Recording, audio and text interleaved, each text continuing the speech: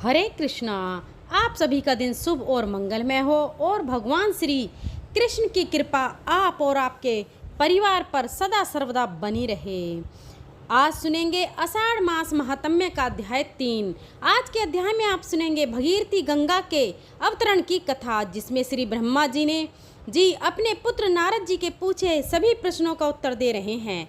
नारद जी ने कहा, सुरश्रेष्ठ, एक ही गंगा के आपने दो भेद बताए हैं। एक तो वह है जो गौतम नामक ब्राह्मण के द्वारा लाया गया और दूसरा अंश भगवान शंकर की जटा में ही रह गया, जिसे क्षत्रिय राजा भगीरथ ले आए। अतः उसी का प्रसंग मुझे सुनाइए।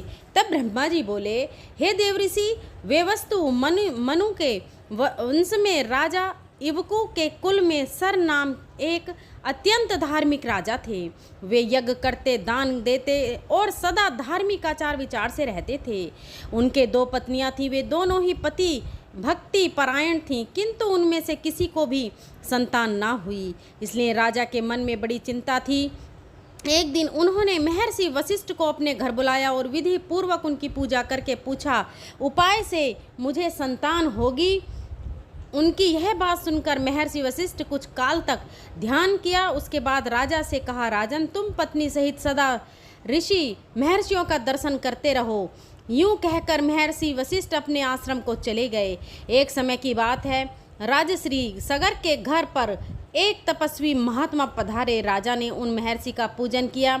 इससे संतुष्ट होकर वे बोले, महाभाग, वर मांगो। यह सुनकर राजा के पुत्र होने के लिए प्रार्थना की। मुनि बोले, तुम्हारी एक पत्नी के गर्भ से एक ही पुत्र होगा, किंतु वह वंशधर होगा, और दूसरी स्त्री के गर्भ से 60,000 पुत्र उत्पन्न होंगे। वरदान देकर जब मुनि चले गए, तब उनके कथन अनुसार यथा समय राजा के हजारों पुत्र हुए। राजा सगर ने उत्तम दक्षिणा से युक्त बहुत से अश्वमेध यज्ञ किए। फिर एक अश्वमेध यज्ञ के लिए उन्होंने विधि पूर्वक दिशा ग्रहण की और अश्व की रक्षा के लिए सेना सहित अपने पुत्रों को नियुक्त किया। अश्व पृथ्वी पर भ्रमण करने लगा। इसी बीच में कहीं अवसर पाकर इंद्र ने उस अश्व को हर लिया और रक्षकों को सौंप दिया। राजकुमार घोड़े को इधर उधर ढूंढने लगा, परंतु कहीं भी वह उन्हें नहीं दिखाई दिया। तब उन्होंने देवलोक में जाकर ढूंढा, पर्वतों और सरोवरों में खोजा और कितने ही जंगल छान डाले, मगर कहीं भी उसका पता ना लगा।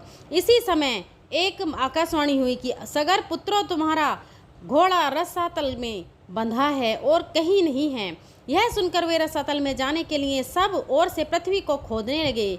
शुद्ध से पीड़ित होने पर वे सूखी मिट्टी खाते और दिन रात भूमि खोदते रहते। इस प्रकार वे शीघ्र ही रसातल में जा पहुँचे। बलवान पुत्रों को वहां आया सुनकर राक्षस थर्रा उठे और उनके वध का उपाय करने लगे। वे बिना युद्ध किए ही भयभीत होकर उस स्थान पर आए जहां महामुनि कपिल सो रहे थे। कपिल जी का क्रोध बड़ा प्रचंड था। राक्षसों ने वह घोड़ा ले जाकर तुरंत कपिल जी के सिरहाने की ओर बांध दिया और स्वयं चुपचाप दूर खड़े होकर देखने लगे कि अब क्या होता है। इतने में ही सगर के पुत्र रसातल में घुसकर देखते हैं कि घोड़ा बंधा है और पास ही कोई पुरुष सो रहा है। उन्होंने कपिल जी की ही अश्व चुराकर यज्ञ में विघ्न डालने वाला माना और यह निश्चय किया कि इस महापापी का मारकर हम लोग अपना अश्व महाराज के निकट ले चलें। कोई बोले, अपना पशु बंधा है, इसे ही खोल कर ले चलें। इस सोए हुए पुरुष को मारने से क्या लाभ? यह सुनकर दूसरा बोल उठे, हम सूरवीर राजा हैं, शासक हैं, इस पापी को उठाएं और क्षत्रिय उचित तेज से इसका वध कर डालें। फिर क्या था, वे मुनि को कटु वचन सुनाते हुए लातों से मारने लगे। इससे मुनि श्रेष्ठ कपिल को बड़ा क्रोध हुआ। उन्होंने सगर पुत्रों की ओर रोषपूर्ण दृष्टि से देखा और भस्म कर डाला। वे सब के सब जलकर राख हो गए। नारद यज्ञ में दीक्षित महाराज सगर को इन सब बातों का पता ना लगा। उस समय तुमने ही जाकर सगर को यह सब समाचार सुनाया। इससे राजा को बड़ी चिंता हुई। अब क्या करना चाहिए, यह बात सुन उनकी समझ में नहीं आई। राजा सगर ने एक दूसरा पुत्र भी था जिसका नाम असमजा था। वह मूर्खतावश नगर के बालकों को उठाकर पानी में फेंक देता था। तब पुरवासियों ने एकत्रित होकर राजा सगर को इस बात की सूचना दी। पुत्र का यह अन्याय जानकर महाराज को बड़ा क्रोध हुआ। उन्होंने अपने अमाताओं से कहा, यह समझा बालकों की हत्या करने वाला तथा क्षत्रिय धर्म को त्यागी है, अतः यह इस देश का त्याग कर दे। महाराज का यह आदेश सुनकर आमत्यों ने राजकुमार को तुरंत देश निकाला दे दिया। असमझा वन में चला गया। अब राजा सगर चिंता करने लगे कि हमारे सब पुत्र ब्राह्मण के श्राप से रसातल में नष्ट हो गए, एक बचा था वह भी वन में चला गया। इस समय मेरी क्या गति होगी। जैसे कि एक पुत्र था जो अंशुमान नाम से विख्यात हुआ। यद्यपि अंशुमान अभी बालक ही था तो भी राजा ने उसे बुलाकर अपना कार्य बताया। अंशुमन ने भगवान कपिल की आराधना की और घोड़ा ले जा आकर राजा सगर को दे दिया। इससे वह यज्ञ पूर्ण हुआ। अंशुमन के तेजस्वी पुत्र का नाम दिलीप था। दिलीप के पुत्र परम बुद्धिमान भगीरथ हुए। भगीरथ ने जब अपने समस्त पितामहों की दुर्गति का हाल सुना तब उन्हें बड़ा ही दुख हुआ। उन्होंने राजा सगर से विनयपूर्वक कहा, महाराज उन सब का उद्धार कैसे होगा। तो राजा ने उत्तर दिया, बेटा यह तो भगवान कपिल ही जानते हैं। यह सुनकर बालक भगीरथ रसातल में गए और कपिल को नमस्कार करके अपना सब मनोरथ उन्हें कह सुनाया। कपिल मुनि बहुत देर तक ध्यान करके बोले, राजन तुम तपस्या द्वारा भगवान शंकर की आराधना करो और उनकी जटा में स्थित गंगा के जल से अपने पितरों की भस्म को अपालवित करो। इससे तुम तो कृतार्थ हो गए ही, तुम्हारे पितर भी कृत हो जाएंगे। यह सुनकर भागीरथ ने कहा, बहुत अच्छा, मैं ऐसा ही करूँगा। मुनि श्रेष्ठ बताइए मैं कहाँ जाऊँ और कौन सा कार्य करूँ। यह सुनकर कपिल जी बोले, हे नरश्रेष्ठ, कैलाश पर्वत पर जाकर महादेव जी की स्तुति करो और अपनी शक्ति के अनुसार तपस्या करते रहो, इससे तुम्हारे अभिष्ट की सिद्धि होगी। मुनि का यह वचन सुनकर भगीरथ ने उन्हें प्रणाम किया और कैलाश पर्वत की यात्रा की। वहां पहुंचकर पवित्र होकर बालक भगीरथ ने तपस्या का निश्चय किया और भगवान शंकर को संबोधित करके इस प्रकार कहा, प्रभु मैं बालक हूँ, मेरी बुद्धि भी बालक की है और आप भी अपने मस्तक पर बाल चंद्रमा को धारण करते हैं। मैं कुछ भी नहीं जानता, आप मेरे इस अनजानपन से ही प्रसन्न होइए। अमरेश्वर जो लोग वाणी से, मन से और क्रिया से कभी मेरा उपकार करते हैं तथा हित साधन में संलग्न रहते हैं, उनका कल्याण करने के लिए मैं उमा सहित आपको प्रणाम करता हूँ। आप देवता आदि के लिए भी पूज्य हैं। जिन पूर्वजों ने मुझे अपने सत्र और समान धर्मों के रूप में उत्पन्न किया और पाल पोस कर बड़ा बनाया, भगवान शिव उनका अभिष्ट मनोरथ पूर्ण करें। मैं बालचंद्र का मुकुट धारण करने वाले भगवान शंकर को नित्य प्रणाम करता हूँ। भगीरथ के इस प्रकार कहते ही भगवान शिव उनके सामने प्रकट हो गए और बोले, महामते तुम निर्भय होकर कोई वर मांगो, जो वस्तु देवताओं के लिए भी सुलभ नहीं है वह भी मैं तुम्हें निश्चय ही दे दूंगा। यह आश्वासन पाकर भगीरथ ने महादेव जी को प्रणाम किया और प्रसन्न होकर कहा, हे देवेश्वर, आपकी जटा में जो सरिताओं में श्रेष्ठ गंगा जी विराजमान हैं उन्हें ही मेरे पितरों का उद्धार करने के लिए दे दीजिए, इससे मुझे सब कुछ मिल जाएगा। तब महेश्वर ने हंसकर कहा, बेटा मैंने तुम्हें गंगा दे दी, अब तुम उनकी स्तुति करो। महादेव जी का वचन सुनकर भगीरथ ने गंगा जी की प्राप्ति के लिए भारी तपस्या की और मन को संयम में रखकर भक्ति पूर्वक गंगा जी का स्तवन किया। बालक होने पर भी भगीरथ ने अबालक उचित पुरुषार्थ करके गंगा जी की भी कृपा प्राप्त की। महादेव जी से प्राप्त हुई गंगा को पाकर उन्होंने उनकी परिक्रमा की और हाथ जोड़कर कहा, देवी महामुनि, कपिल के श्राप से मेरे पितर दुर्गति में पड़े हुए हैं, माता आप उनका उद्धार करें। देव नदी गंगा सबको उपकार करने वाली है, वे स्मरण मात्र से सभी पापों का नाश कर देती है। उन्होंने भगीरथ की प्रार्थना स्वीकार तथास्तु कहा और लोकों को उपकार एवं पितरों का उद्धार करने के लिए भगीरथ के कथन अनुसार सब कार्य किया। राजा सगर के जो पुत्र भस्म होकर रसातल में पड़े थे उन्हें अपने जल से अपलावित करके गंगा जी ने उनके खोदे हुए गड्ढे को भर दिया। महामुनि, इस प्रकार तुम्हें क्षत्रिय गंगा का वृतांत सुनाया। यह माहेश्वरी, वैष्णवी, ब्राह्मी, पावनी, भागीरथी, देव नदी तथा हिमगिरी, शिखाश्रिया अर्थात हिमालय की चोटी पर रहने वाली आदि नामों से पुकारी जाती है। इस प्रकार महादेव जी की जटा में स्थित गंगा का जल 2 स्वरूपों में विभक्त हुआ। विंध्यगिरी के दक्षिण भाग में जो गंगा है उन्हें गोमती या गोदावरी कहते हैं, और विंध्यागिरी के उत्तर भाग में स्थित गंगा भागीरथी कहलाती है। जय भोलेनाथ, जय माता गंगा। आज का अध्याय समाप्त हुआ। आगे की कथा आप अगले अध्याय में सुनिएगा।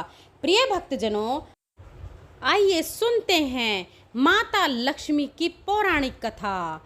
एक शहर में लाखों लोग रहा करते थे। सभी अपने अपने कामों में व्यस्त रहते थे। किसी को किसी की भी परवाह नहीं थी।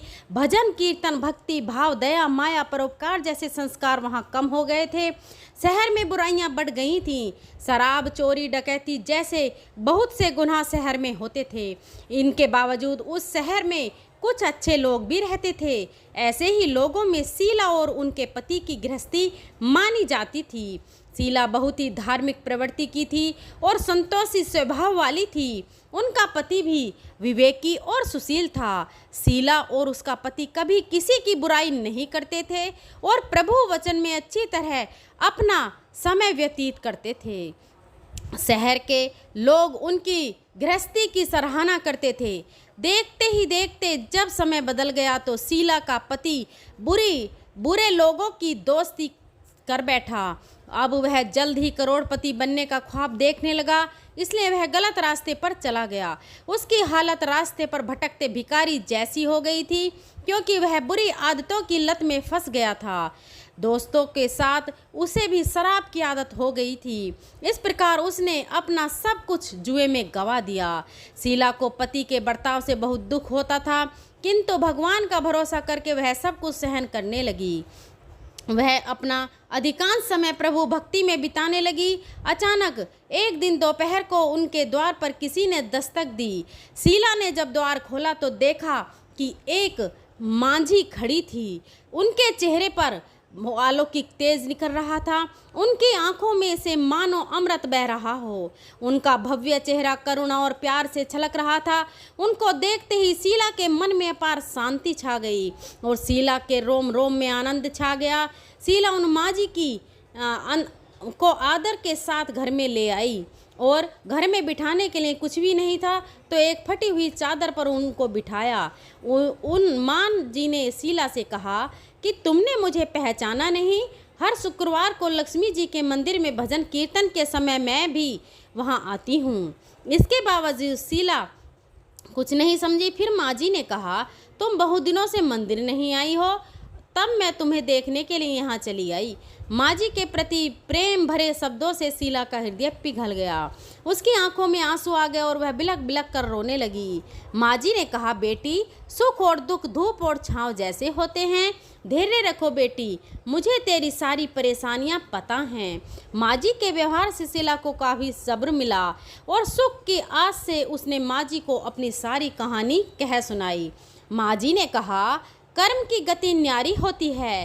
हर इंसान को अपने बुरे कर्म भुगतने ही पड़ते हैं, इसलिए तू चिंता मत कर। अब तू कर्म भुगत चुकी है, अब तुम्हारे सुख के दिन अवश्य आएंगे। बेटी, तू माँ लक्ष्मी जी की भक्त है। माँ लक्ष्मी जी तो प्रेम और करुणा की अवतार हैं। वे अपने भक्तों पर हमेशा ममता रखती हैं, इसलिए तुम धैर्य रखकर माँ लक्ष्मी जी का व्रत करो, इससे यह सब ठीक हो जाएगा। शीला के पूछने पर माँ जी ने उसी व्रत की सारी विधि बताई। माँ जी ने कहा, बेटी, माँ लक्ष्मी जी का व्रत बहुत सरल होता है। इसे व्रत लक्ष्मी या वैभव लक्ष्मी व्रत भी कहा जाता है। यह व्रत करने वाले की सभी मनोकामनाएं पूर्ण होती हैं और उसे सुख, संपत्ति और दया की प्राप्ति होती है। शीला यह सुनकर आनंदित हो गई। शीला ने संकल्प करके अपनी आंखें खोली तो सामने कोई नहीं था। वह विस्मित हो गई कि माँ जी कहाँ चली गईं। शीला को तत्काल यह समझते देर नहीं लगी कि माँ जी और कोई नहीं, साक्षात माता लक्ष्मी जी ही थीं। दूसरे दिन शुक्रवार दिन था। सवेरे स्नान करके स्वच्छ वस्त्र पहनकर शीला ने माँ जी के द्वारा बताई गई विधि से पूरी श्रद्धा से इस व्रत को किया और आखिर में प्रसाद का वितरण किया। जब उस प्रसाद को उसने अपने पति को खिलाया तो उसके पति के स्वभाव में फर्क पड़ गया। उस दिन उसने शीला को न मारा और न ही उसे सताया। शीला को बहुत आनंद हुआ और उसके मन में वैभव लक्ष्मी व्रत के लिए श्रद्धा और भी बढ़ गई। शीला ने पूरी श्रद्धा और भक्ति से 21 शुक्रवार तक वैभव लक्ष्मी का व्रत किया। 21वें शुक्रवार को माँ जी के कहे मुताबिक उद्यापन विधि करके 7 स्त्रियों को वैभव लक्ष्मी व्रत की 7 पुस्तकें उपहार में दी। फिर माता जी के धन लक्ष्मी स्वरूप की छवि को वंदन करके भाव से मन ही मन प्रार्थना करने लगी, हे माँ धन लक्ष्मी, मैंने आपका वैभव लक्ष्मी व्रत करने की मन्नत मांगी थी, मैंने इस व्रत को पूर्ण किया है। हे माँ, मेरी हर विपत्ति दूर करो, हमारा सबका कल्याण करो, जिसे संतान ना हो उसे संतान देना, सौभाग्यवती स्त्री का सौभाग्य अखंड रखना, कुंवारी कन्या को मन भावन पति देना। आपका यह चमत्कारी वैभव लक्ष्मी व्रत करे, उनकी सब विपत्ति दूर करना, सभी को सुखी करना। हे माँ, आपकी महिमा अपार है। ऐसा बोलकर लक्ष्मी जी के धन लक्ष्मी स्वरूप की छवि को उसने प्रणाम किया। व्रत के प्रभाव से शीला का पति एक अच्छा आदमी बन गया और कड़ी मेहनत करके व्यवसाय करने लगा। उसने तुरंत शीला के गिरवी रखे हुए गहने भी छुड़वा लिए और घर में धन की वर्षा होने लगी। घर में पहले की तरह सुख शांति छा गई। वैभव लक्ष्मी व्रत के प्रभाव को देखकर उनके क्षेत्र की दूसरी स्त्रियां भी विधि पूर्वक वैभव लक्ष्मी व्रत करने लगीं। वैभव लक्ष्मी व्रत 7, 11 या 21 जितने भी शुक्रवार की मन्नत मांगी हो उतने शुक्रवार तक यह व्रत पूरी श्रद्धा तथा भावना के साथ करना चाहिए। आखिरी शुक्रवार को इसका शास्त्र विधि के अनुसार उद्यापन भी करना चाहिए और आखिरी शुक्रवार को प्रसाद में खीर बनानी चाहिए। जिस प्रकार हर शुक्रवार को हम पूजन करते हैं वैसे ही पूजन भी करना चाहिए। पूजन के बाद माँ के सामने एक श्रीफल को फोड़ें, फिर कम से कम 7 कुंवारी कन्याओं को या सौभाग्यशाली स्त्रियों को कुमकुम का तिलक लगाकर माँ वैभव लक्ष्मी व्रत कथा की पुस्तक को एक प्रति उपहार में देना चाहिए और सबको खीर का प्रसाद भी देना चाहिए। इसके बाद माँ वैभव लक्ष्मी को श्रद्धा के साथ प्रणाम करें। फिर माता जी के धन लक्ष्मी स्वरूप की छवि को वंदन करके भाव से मन ही मन प्रार्थना करें कि हे माँ धन लक्ष्मी, मैंने आपका वैभव लक्ष्मी व्रत करने की मन्नत मांगी थी, यह व्रत आज पूर्ण किया है। हे माँ, हमारी जो मनोकामना हो उसे अपने मन में बोलें, हमारी उस मनोकामना को पूर्ण करो, हमारी हर विपत्ति दूर करो, हम सबका कल्याण करो, जिसे संतान ना हो उसे संतान देना, सौभाग्यवती स्त्री का सौभाग्य अखंड रखना, कुंवारी लड़की को मन भावन पति देना और जो आपका यह चमत्कारी वैभव लक्ष्मी व्रत करता है उसकी सब विपत्ति दूर करना, सभी को सुखी करना। हे माँ, आपकी महिमा अपार है, आपकी जय हो। ऐसा बोलकर माँ वैभव लक्ष्मी जी के धन लक्ष्मी स्वरूप को प्रणाम करें। प्रेम से बोलिए माँ अन्नपूर्णा और माँ वैभव लक्ष्मी की जय। प्रिय भक्तजनों, अब सच्चे मन से भगवान श्री हरि विष्णु जी का ध्यान करके इस परम कल्याणकारी स्तोत्र का पाठ करते हैं। जय श्री हरि विष्णु। शुक्र जी ने कहा कि बुद्धि के अनुसार पिछले अध्याय में वर्णन किए गए रीति से अपने मन को नियंत्रित कर और हृदय को स्थिर करके गजेंद्र अपने पिछले जन्म में याद किए गए सर्वोच्च कार्य और बार बार जाप किए जाने वाले स्तोत्र का जाप करने लगा। गजेंद्र ने मन ही मन श्री हरि विष्णु को ध्यान करते हुए कहा कि जिनके प्रवेश करने से शरीर और मस्तिष्क चेतन की तरह व्यवहार करने लगता है, ओम द्वारा लक्षित और पूरे शरीर में प्रकृति और पुरुष के रूप में प्रवेश करने वाले उस सर्वशक्तिमान देवता का मैं मन ही मन स्मरण करता हूँ, जिनके सहारे यह पूरा संसार टिका हुआ है, जिनसे यह संसार अवतरित है हुआ है, जिन्होंने प्रकृति की रचना की है और जो खुद उसके रूप में प्रकट हैं, लेकिन इसके बावजूद भी वह इस दुनिया में सर्वश्रेष्ठ दुनिया से सर्वोपरि और श्रेष्ठ हैं। ऐसे अपने आप और बिना किसी कारण के भगवान की मैं शरण में जाता हूँ। अपने संकल्प शक्ति के बल पर अपने ही स्वरूप में रचित और सृष्टि काल में प्रकट एवं प्रलय में अप्रकट रहने वाले इस शास्त्र प्रसिद्धि प्राप्त कार्य कारण रूपी संसार को जो बिना कुंठित दृष्टि के साक्ष्य रूप में देखते रहने पर भी लिप्त नहीं होते, चक्षु आदि प्रकाशकों के परम प्रकाशक प्रभु आप मेरी रक्षा करें। बीतते गए समय के साथ तीनों लोकों और ब्रह्मा आदि लोकपालों के पंचभूत में प्रवेश कर जाने पर और पंचभूतों से लेकर महत्वपूर्ण सभी कार्यों के उनकी परम करुणा स्वरूप प्रकृति में मग्न हो जाने पर उस समय दुर्गे और घोर अंधकार रूपेण प्रकृति से ही बच रही थी। उस अंधकार से परे अपने परम धाम में जो सर्वव्यापी भगवान सभी दिशाओं में प्रकाशित होते रहते हैं, वह भगवान मेरी रक्षा करें। विभिन्न नाट्य रूपों में अभिनय करने वाले और उस अभिनेता के वास्तविक स्वरूप को जिस प्रकार से साधारण लोग भी नहीं पहचान पाते, उसी तरह से सत प्रधान देवता और महर्षि भी जिनके स्वरूप को नहीं जान पाते, ऐसे में कोई साधारण प्राणी उनका वर्णन कैसे कर सकता है। ऐसे दुर्गम चरित्र वाले भगवान मेरी रक्षा करें। अनेकों शक्ति से मुक्त सभी प्राणियों को आत्मबुद्धि प्रदान करने वाले, सबके बिना कारण हित और अतिशय साधु स्वभाव ऋषि मुनि जन जिनके परम स्वरूप को देखने की इच्छा के साथ वन में रहकर अखंड ब्रह्मचार्य तमाम अलौकिक व्रतों को नियम के अनुसार पालन करते हैं, ऐसे प्रभु ही मेरी गति हैं। वह जिनका हमारी तरह ना तो जन्म होता है और ना जिनका अहंकार में कोई भी काम नहीं होता, जिनके निर्गुण रूप का ना कोई नाम है और ना कोई रूप है, इसके बावजूद भी वह समय के साथ इस संसार की सृष्टि और प्रलय के लिए अपनी इच्छा से अपने जन्म को स्वीकार करते हैं। उस अनंत शक्ति वाले परम ब्रह्मा परमेश्वर को मेरा नमस्कार है। प्राकृत आकार रहित और अनेक रूप वाले अद्भुत भगवान को मेरा बार बार नमस्कार है। स्वयं प्रकाशित सभी साक्ष्य परमेश्वर का मेरा सत सत नमन है।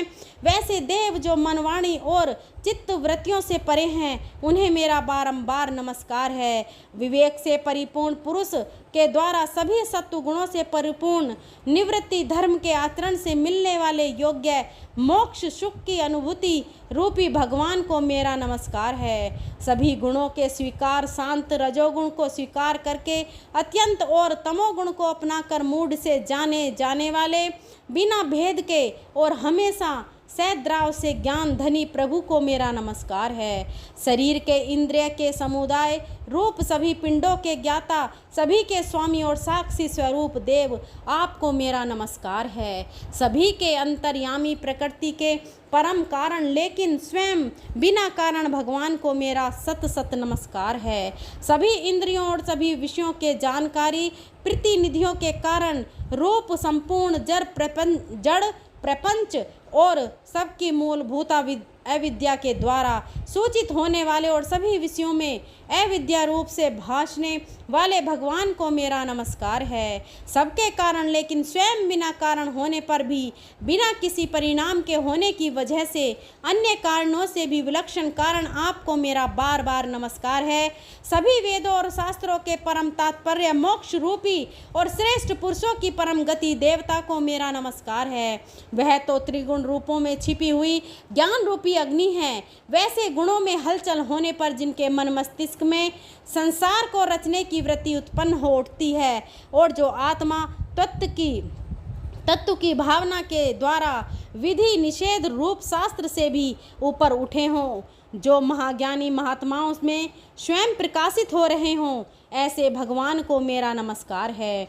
नमस्कार है मेरे जैसे शरणागत पशु के समान जीवों की अवधि रूप फांसी को पूर्ण रूप से काट देने वाले परम दयालु और दया दिखाने में कभी भी आलस्य नहीं करने वाले भगवान को मेरा नमस्कार है। अपने अंश से सभी जीवों के मन में अंतर्यामी रूप से प्रकट होने वाले सर्वनियंता अनंत परमात्मा आपको मेरा नमस्कार है।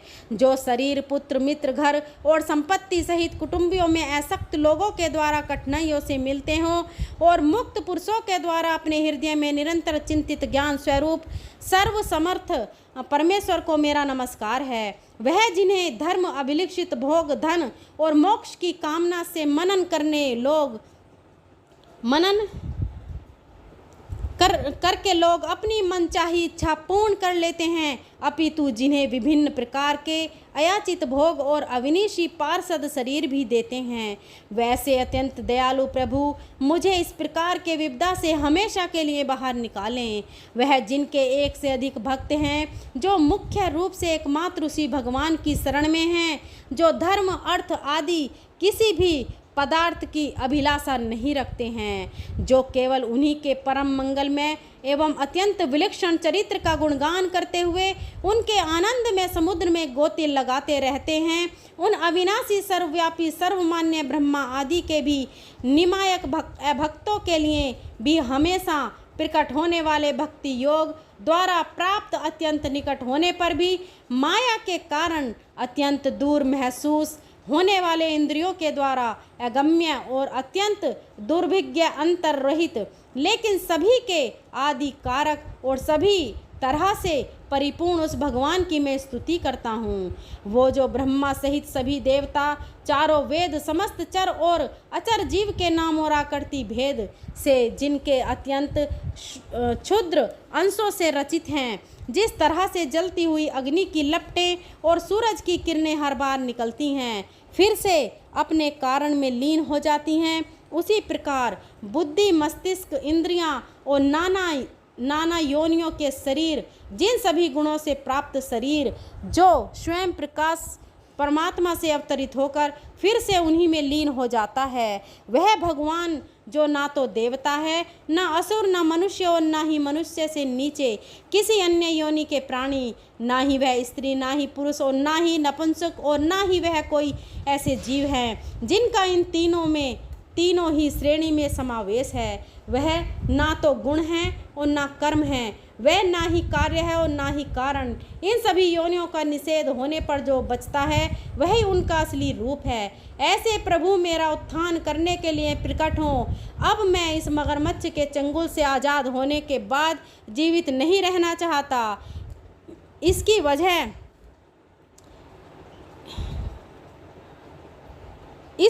यह है कि मैं सभी तरह से अज्ञानता से ढके हुए हाथी के शरीर का क्या करूं? मैं आत्मा के प्रकाश से ढक देने वाले अज्ञानता से युक्त इस हाथी के शरीर से मुक्त होना चाहता हूं, जिसका कालक्रम से अपने नाश नहीं होता बल्कि ईश्वर की दया और ज्ञान से उदय हो पाता है। इस प्रकार से मोक्ष के लिए लालायित संसार के रचयिता स्वयं संसार के रूप में प्रकट, लेकिन संसार से परे संसार में एक खिलौने की तरह खेलने वाले संसार में आत्म रूप से व्याप्त अजन्मा, सर्वव्यापी एवं प्राप्त वस्तुओं में सर्वश्रेष्ठ श्री हरि का केवल स्मरण करता हूँ और उनकी शरण में जाता हूँ। वह जिन्होंने भगवत शक्ति रूपी योग के द्वारा कर्मों को जला डाला है, जिन्हें समस्त योगी ऋषि अपने योग के द्वारा अपने शुद्ध हृदय में प्रकट देखते हैं, उन योगेश्वर भगवान को मेरा नमस्कार है। वह जिनके तिगुने शक्तियों का राग, रूप, वेग और अहसाह्य है, जो सभी इंद्रियों के विषय रूप में मौजूद है, वह जिनकी इंद्रियां समस्त विषयों में ही बसी रहती हैं, ऐसे लोग जिनको मार्ग मिलना भी असंभव नहीं है, वैसे शरणागत एवं अपार शक्तिशाली वाले भगवान आपको मेरा नमस्कार है। वह जिनकी अविद्या नाम के शक्ति के कार्य रूप से ढके हुए हैं, वह जिनके रूप को जीव समझ नहीं पाते, ऐसा अपार महिमा वाले भगवान की मैं शरण लेता हूँ। श्री सुखदेव जी कहते हैं कि वह जिसने पूर्व प्रकार से भगवान के भेद रहित सभी निराकार रूप का वर्णन किया था, उस गजराज के करीब जब ब्रह्मा जी साथ में अन्य कोई देवता नहीं आए, जो अपने विभिन्न प्रकार के विशेष विग्रह को ही अपना रूप मानते हैं। ऐसे में साक्षात विष्णु जी जो सभी के आत्मा होने के कारण सभी देवताओं के रूप हैं, तब वहाँ प्रकट हुए। गजराज को इस प्रकार से दुखी देखकर और उसके पढ़े गए स्तुति को सुनकर चक्रधारी प्रभु इच्छा अनुसार वेग वाले गरुड़ की पीठ पर सवार होकर सभी देवों के साथ उस स्थान पर पहुँचे जहाँ वह गज था। सरोवर के अंदर महाबलशाली मगरमच्छ द्वारा जकड़े और दुखी उस हाथी ने आसमान में गरुड़ की पीठ पर बैठे और हाथ में चक्र लिए भगवान विष्णु को आते हुए जब देखा, तो वह अपनी सूंड में पहले से ही उनकी पूजा के लिए रखे कमल के फूल को श्री हरि पर बरसाते हुए कहने लगा, सर्वपूज्य भगवान श्री हरि, आपको मेरा प्रणाम। सर्वपूज्य